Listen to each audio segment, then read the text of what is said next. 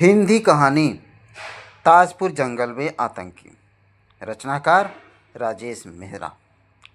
ताजपुर जंगल में शाम का समय था। हल्की हल्की सर्द हवा बह रही थी। आसमान में बादल थे। ऐसा लग रहा था जैसे बरसात होगी।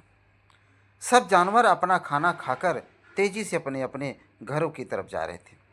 बीनू बाज भी आसमान के रास्ते अपने घोंसले की तरफ जा रहा था। आज वह अपने घोंसले से बहुत दूर आ गया था, इसलिए वह जल्दी से उड़कर अपने घर पहुंचना चाहता था। अचानक उसकी निगाह नीचे एक पहाड़ी की ओट में पड़ी। उसने देखा कि चार भेड़िए अपने मुंह पर कपड़ा बांधे और अपने आप को दूसरे जानवरों से बचाते हुए छुपाते हुए ताजपुर जंगल की तरफ बढ़ रहे थे। बीनू बाज को उनकी इस हरकत पर कुछ शक हुआ। उसने एक बार तो सोचा, मरने दो मुझे क्या। उसने लेकिन उसने सुन रखा था कि उसके जंगल पर आने वाले नए साल के मौके पर कुछ आतंकी हमला कर सकते हैं। तो उसने उन चारों भेड़ियों की हरकत के बारे में पता लगाने का निश्चय किया। वह धीरे से धीरे आया और एक पेड़ पर छुपकर बैठ गया। अब बीनू बाज तो उन चारों भेड़ियों को देख सकता था, लेकिन वो चारों उसको नहीं देख सकते थे। वो चारों भेड़िए भी उसी पेड़ के नीचे आकर बैठ गए। काले बादलों की वजह से अंधेरा होने लगा था। चारों भेड़ियों में से एक बोला, बस अब थोड़ी देर की बात है। ताजपुर जंगल के सब जानवर सो जाएंगे और फिर हम उन पर हमला कर देंगे। दूसरा बोला, हाँ, सब अपने हथियार चेक कर लो।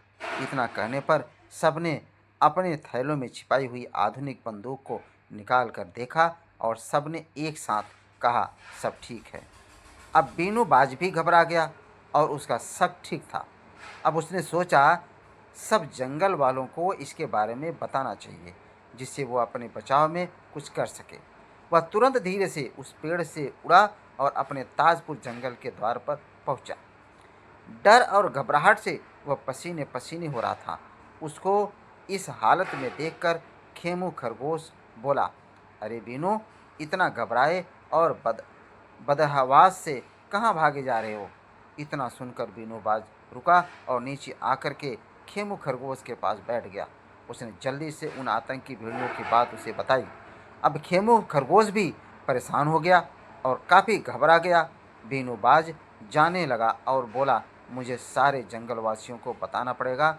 इतना सुनकर खेमू खरगोश बोला, बीनू, यदि तुम ये बात सारे जंगल को बताओगे तो सारे जंगलवासी घबरा जाएंगे तथा जंगल में ज़्यादा हलचल और भगदड़ मच जाएगी।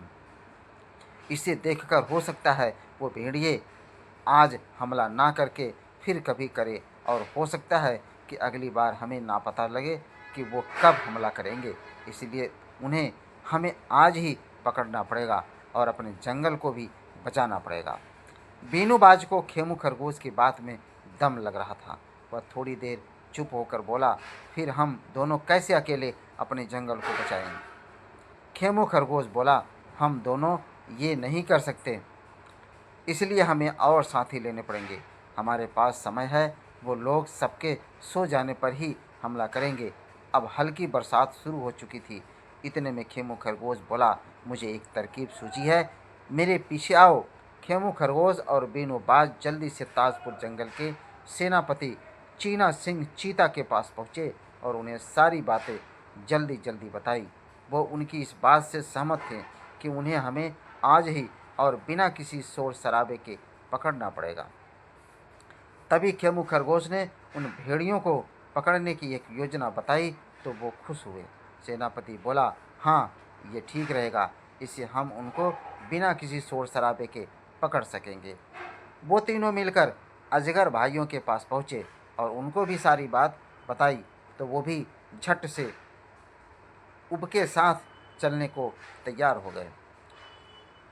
वो सब मिलकर जुगनू के मोहल्ले में पहुँचे और उनको भी बात बताकर अपने साथ ले लिया। वो सब भी सहायता को तैयार हो गए और उनके साथ चल दिए। अब सब मिलकर बीनू बाज के पीछे उन छुपे भेड़ियों आतंकियों के ठिकाने की तरफ चल दिए। जब वो सब उन आतंकियों के पास पहुँचे हुए तो बीनू ने उन्हें रुकने का इशारा दिया। अंधेरा काफ़ी हो गया था और अब बरसात भी तेज थी। लेकिन उन सबको दिख रहा था कि वो आतंकी वही छिपे हुए हैं। सेनापति चीना सिंह ने कहा, अब हमें अपनी योजना पर काम करना है। बीनू, तुम अपनी चोंच में उठाकर इन अजगर भाइयों को पेड़ की डाल पर ठीक उन आतंकियों के सिर के ऊपर बैठाकर आओ। सेनापति ने अजगर भाइयों को कहा कि जैसे ही ये सब जुगनू पेड़ के एक साथ तेज रोशनी करें तो तुम उन चारों भेड़ियों पर पेड़ पर से हमला करके दबोच लेना, और उसके बाद मैं और खेमू उनको जाल डालकर कैद कर लेंगे। उन चारों ने सहमति से सिर हिलाया। बीनू ने वैसा ही किया और एक एक करके चारों ओर अजगर भाइयों को डाल पर अपनी चोंच से ले जाकर बैठा दिया और उन आतंकियों को एहसास भी नहीं हुआ। उसके बाद खेमू खरगोश जुगनू के दल की तरफ इशारा किया तो वो लोग पेड़ के ऊपर झुंड में खड़े हो गए।